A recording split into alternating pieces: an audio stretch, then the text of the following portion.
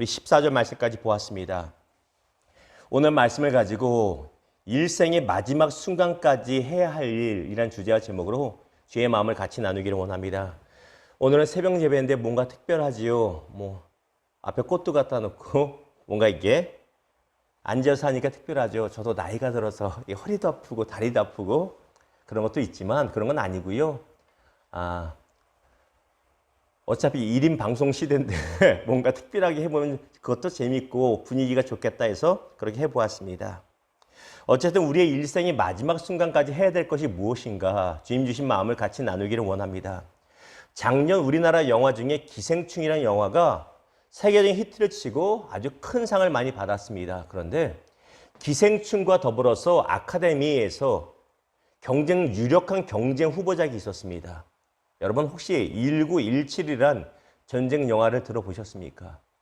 1차 세계대전 영국군에 관한 실화를 바탕으로 만든 영화인데 일반적인 전쟁 영화와는 다르게 굉장히 사실적이고 굉장히 뭔가 인간의 내면의 것을 많이 나타낸 영화라고 호평을 받은 영화입니다. 이 영화 1917에 보면 영국군과 독일군이 싸우게 되는데 독일군이 막 밀려갑니다. 그러자 이 독일군 애들이 작전을 짜서 영국군과 연합군을 유인해내려고 유인해서 공격하려는 작전을 짭니다.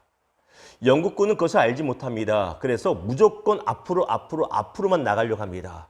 분명히 덫이 있는데 나가면 죽는데 영국군 첩보원이 독일군의 이 정보를 파악하게 됩니다. 그리고 상부에 보고를 드려서 더 이상 공격하면 나가면 안 됩니다라는 명령을 하달하게 됩니다. 문제는 모든 통신망이 다 끊어졌습니다. 지금처럼 핸드폰이 있는 것도 아닙니다. 전화선이 끊어졌기 때문에 오직 사람이 두 발로 뛰어서 그 먼 거리를 가서 소식을 전달해야만 되는 것입니다. 수천 명의 사람들의 목숨이 이 전령의 발에 달렸습니다. 전령의 이름이 스코필드라고 하는 병장인데 본래 친구 병장과 함께 왔다가 한 명은 죽어버리고 스코필드 병장만 폭탄이 막 쏟아지고 총탄이 쏟아지는데 그 틈을 막 뛰어가면서 피가 나더라도 가서 결국은 며칠 만에 공격 중지 명령을 전달하게 됩니다. 그리고 그것을 통해서 영국군은 독일군의 덫에 빠지지 않게 됩니다. 어떻게 보면 단순한 이야기입니다만 그 병사에게 있어서는 상당한 임무였고 참 어려운 임무였습니다. 그러나 죽기까지 죽음을 각오하고 달려가며 그 말을 전했다는 것입니다. 그렇다면 신앙적인 관점으로 봤을 때 저와 여러분이 죽는 그 마지막 인생의 순간까지 전해야 될 것이 무엇일까? 전해야 되는 말은 무엇일까? 바로 하나님의 말씀이라는 것입니다. 사랑하는 성도 여러분, 우리가 언제 하나님께 갈지 모릅니다. 그렇죠? 여러분 장수하시길 바랍니다만 언제 갈지 모릅니다. 마지막 그 순간까지 내 자녀에게 내 주변의 사람들에게 전해야 될 것은 이웃집이 이렇대더라 저랫집이 저랬대더라 저것을 말할 것이 아니라 하나님의 말씀의 소중함과 그 말씀대로 살아가는 것의 중요함을 전할 수 있는 저와 여러분 되기를 주님의 이름으로 축복합니다. 자, 오늘 말씀 봅니다. 오늘 말씀 우리 14절 봅니다. 여호와께서 모세에게 이르시되 내가 죽을 기간이 가까웠으니 모세도 이제 나이 120살이 거의 다 되어서 하나님께로 갈 때가 다 되었습니다. 이 순간에 모세는 무엇을 하고 있을까요? 9절입니다. 또 모세가 이 율법을 써서 여호와의 언약궤를 매는 레위 자손 제사장들과 이스라엘 모든 장로에게 주고 모세가 그 죽기 직전까지 무엇을 합니까? 우리가 알다시피 지난주 말씀을 나눠 기억해 보십시오. 모세는 그 노년의 시기에 이스라엘 백성들을 다 모아놓고 그 후손들에게 하나님의 말씀을 지켜야 될 것, 말씀을 지키면 축복이고 지키지 않으면 징계와 저주가 임할 것을 그렇게 피를 토하는 심정으로 전달했습니다. 거기까지 해도 대단한데 모세는 어떡합니까? 필사를 했다는 것이에요. 본인을 통해서 가르쳐주는 하나님의 말씀을 다 필사를 합니다. 그리고 누구에게 전달합니까? 레위 제사장들과 이스라엘 모든 지도자들, 장로들에게 전달합니다. 왜 그렇습니까? 10절부터 12절까지 말합니다. 무엇을 말하냐면 후손들이 말씀 잊어버릴까 봐, 본인이 죽기 직전까지 말씀을 직접 필사해서 당시에 복사기 같은 것이 없지 않습니까? 다 써서 그걸 전달합니다. 그리고 명령합니다. 매 7년째마다 초막절에 다 모든 백성을 모으는데 남자만 모을 것이 아니라 남녀노소 다 모여서 심지어는 나그네들까지 외국인까지 다 모여서 하나님 말씀을 통독시켜라. 통독하는 자리.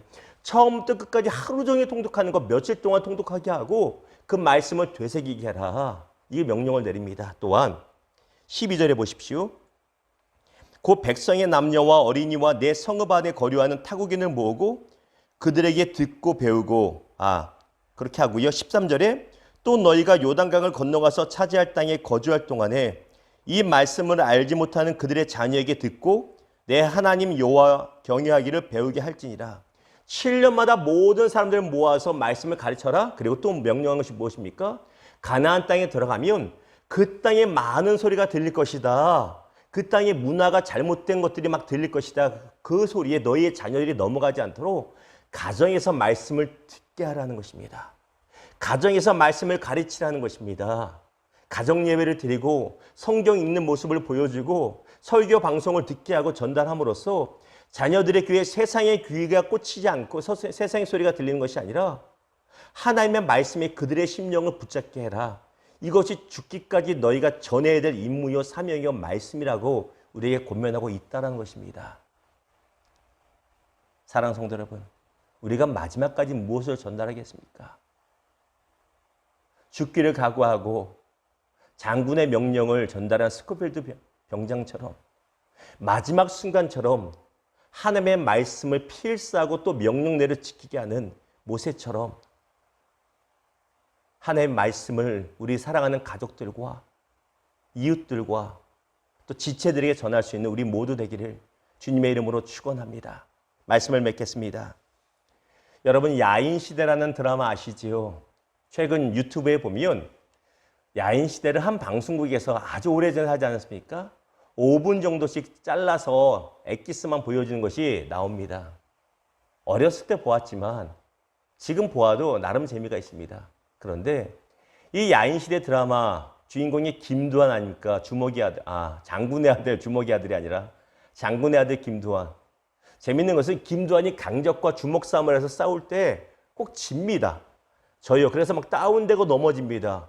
싸움이 다 끝났다 하면 누가 나타나냐면 환상 중에 돌아가신 아버지 김좌진 장군이 쫙 나타납니다. 그리고 그때마다 힘을 줍니다. 두한아, 일어나라. 재밌지요? 두한아, 일어나라. 저 상대는 일본 놈 아니냐? 어떻게 네가 일본 놈한테 질 수가 있냐? 또 공산당한테 싸워서 넘어지면 이 애비는 공산당 총에 죽었는데 네가 어떻게 넘어질 수 있냐? 일어나라, 일어나랍니다. 그러면 드라마지만 김두한이 힘을 내서 죽을 힘을 다해서 싸우는 것을 보게 됩니다. 무엇을 말씀드리냐면 이미 죽은 아버지도 나타나서 말을 전합니다. 일본 놈하고 싸워서 지지 말아라. 공산당하고 싸워서 지지 말아라. 그 말 듣고 이깁니다. 우리는 무엇을 전해야 되겠는가? 마지막 순간까지. 여러분의 특별히 자녀들에게 말씀 보는 모습, 말씀 읽는 모습, 말씀의 중요성을 전할 수 있는 저와 여러분 되기를 주님의 이름으로 축원합니다. 마지막 순간에 이거 우리 어머니, 우리 아버지가 보셨던 성경이야 하고 보는데 하나 읽은 자국이 없어. 손때도 없어. 그냥 먼지만 쌓여있고 아무것도 없어. 깨끗해. 이런 성경 전하지 마시고 손때가 절절 묻어있는 그 성경, 어머니의 눈물과 사랑이 담겨있는 이 성경 전하시고 또 필사해서 필사 성경도 전할 수 있는 저와 여러분 아름다운 모습 되기를, 그래서 우리 후손들에게 생명의 길을 가르칠 수 있는 우리들 되기를 주님의 이름으로 부탁을 드립니다.